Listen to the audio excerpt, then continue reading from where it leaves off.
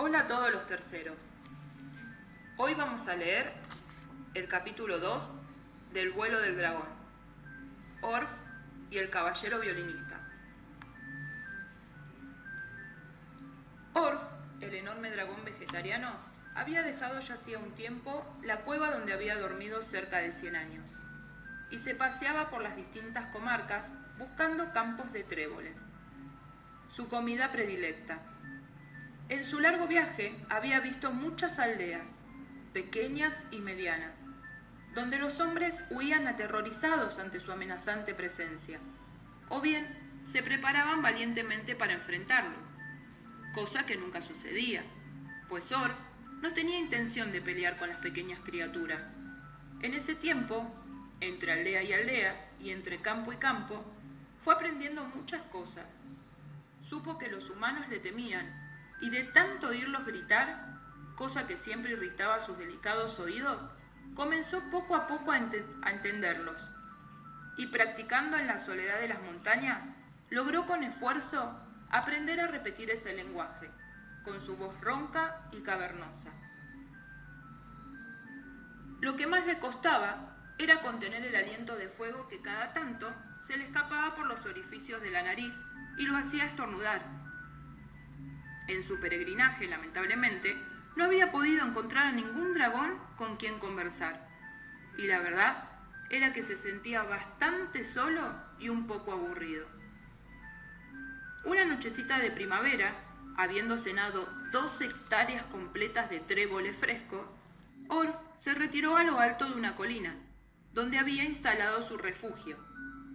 Y al llegar, volando pesadamente, se sorprendió con el ruido de un hipo, que salía de detrás de una piedra, a pocos metros de su guarida.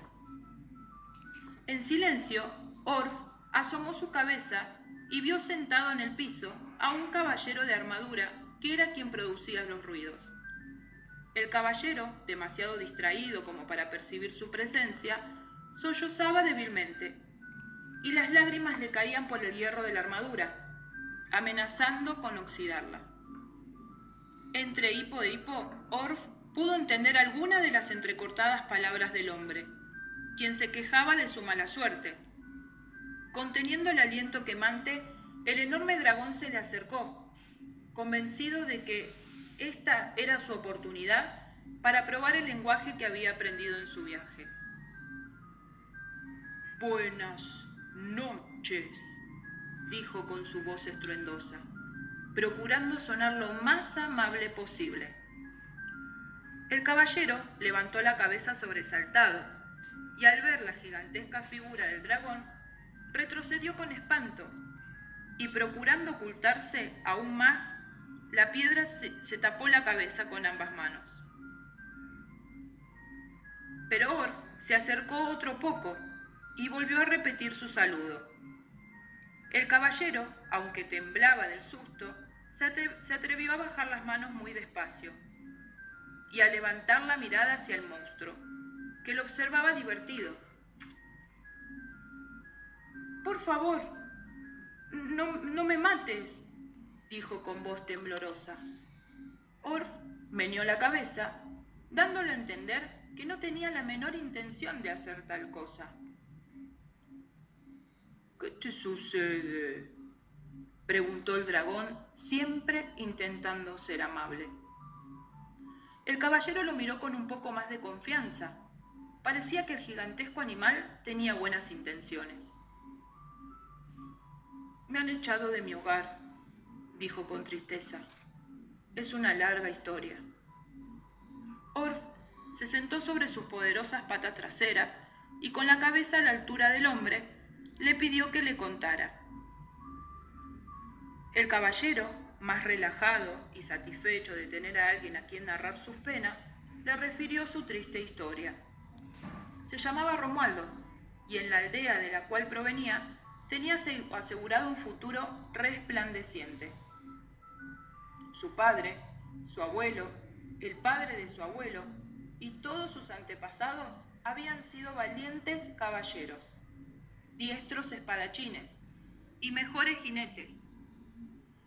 Y se suponía que él tenía que seguir ese camino, como marcaba la tradición.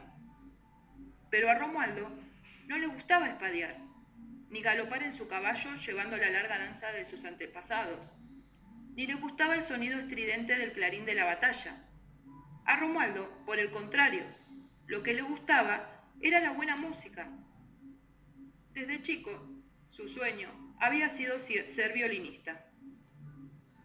Y cuando su padre lo mandaba a las clases de esgrima y equitación, él huía hasta la casa de un viejo violinista. Y ahí se quedaba, tratando de tocar.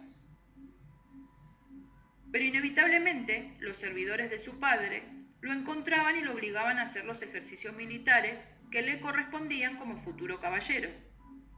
Y así había llegado a la adultez, sin poder aprender a tocar el violín, como siempre había querido, y convirtiéndose en un guerrero muy ineficaz, torpe en su cabalgadura, lento con la espada y con muy mala puntería. Tanto que en el último concurso de caballería, organizado por su familia en el patio del castillo paterno, el pobre Romualdo había sido derrotado en todas y cada una de las competencias, por lo que su padre lo había echado del castillo, delante de los ojos de Variña, la muchacha a quien él amaba. Cuando Romualdo terminó su triste historia, Orff se sintió muy conmovido.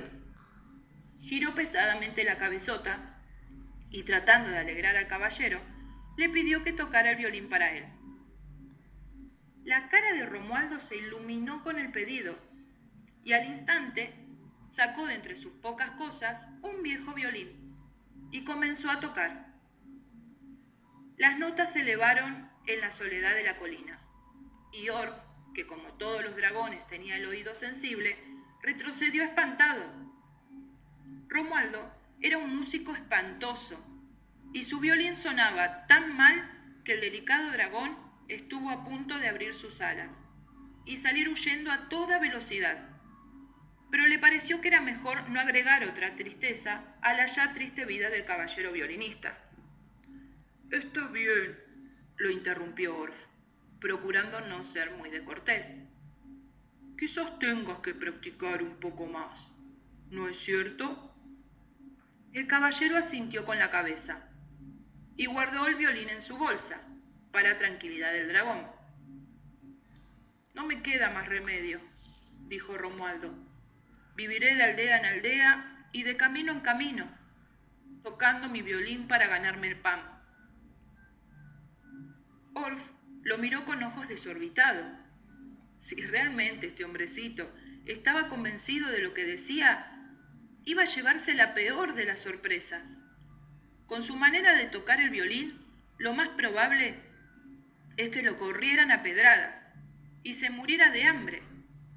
Sin sospechar nada de lo que Orff pensaba, Romualdo dijo que se iba a dormir.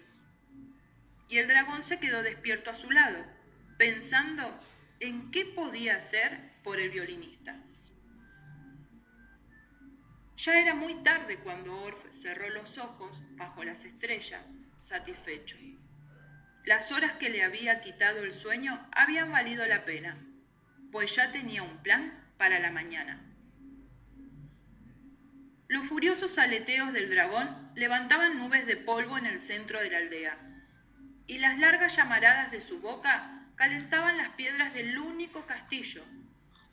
Aterrorizados, todos los habitantes del lugar se habían refugiado tras las torres del castillo, abandonando sus casas y sus animales, tratando de salvar la vida. Los bramidos del dragón, que parecía un ser salido del mismísimo infierno, espantaban a todos. Y en el patio del castillo, los caballeros que habían participado del último concurso temblaban dentro de sus armaduras. La gente les pedía que salieran a enfrentar a la horrible bestia que los estaba atacando. Pero ellos se resistían. Era demasiada la furia del dragón, demasiado su poder y su fuerza. De pronto, alguien gritó desde la torre, haciendo callar al pueblo entero. ¡Allí! ¡Allí! ¡Miren allí!, gritaba Variña como poseída, señalando hacia el camino, por detrás del furibundo dragón. Los aldeanos, los caballeros y el señor del castillo se asomaron a ver. Para su sorpresa, a unos cuantos metros del dragón, se perfilaba la resuelta figura de Romualdo, quien avanzaba en dirección al monstruo, portando en sus manos no una espada ni una lanza, sino su violín. Orf caminó hacia el hombre y se arqueó como para lanzarle su terrible fuego. Pero el caballero, a toda velocidad, empuñó su instrumento y tocó unas notas. El dragón retrocedió, parecía espantado, y en verdad, aunque estaba actuando, la actuación no les costaba gran cosa, porque el violín de Romualdo era algo que no podía aguantar. Una vez más amagó con atacar al caballero violinista, y este tocó su violín con mucha fuerza.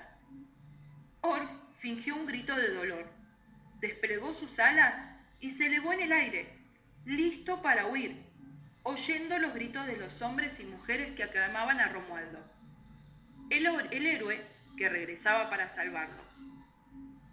Antes de prender su vuelo, el dragón se mantuvo un instante suspendido en el aire, como esperando. Con mucho disimulo, Romualdo levantó la vista y le sonrió. Orf guiñó uno de sus enormes ojos y se fue lentamente, satisfecho y feliz. No era poco lo que había logrado ese día. Había ganado su primer amigo y por una vez los estridentes gritos de los hombres le sonaron bien. Fin.